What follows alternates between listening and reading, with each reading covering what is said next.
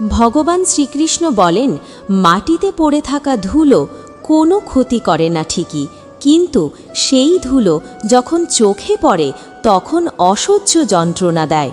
ঠিক তেমনি জীবনে কাউকে কখনো তুচ্ছ বা দুর্বল ভেবো না, কারণ ঈশ্বর কার ভাগ্যের চাকা কখন ঘুরিয়ে দেন তা আমরা কেউ জানি না। একটা কথা শুনে রেখে দিন, একজন পুরুষের মাথায় যে পরিমাণ টেনশন থাকে সেগুলো যদি 10 জন নারীর মধ্যে ভাগ করে দেওয়া হয় তাহলে 10 জন নারী পাগল হয়ে যাবে। তাই পুরুষদেরকে একটু বুঝুন, ওরা মানুষ, রোবট না। বদলে যাওয়াটা আমার অপরাধ নয়, ওটা তোমার দেওয়া দান। আজ অভিযোগ করছো আমি বদলে গেছি, শুনে হাসি পায়। আমি শখ করে বদলাইনি, আমাকে বদলাতে বাধ্য করেছে।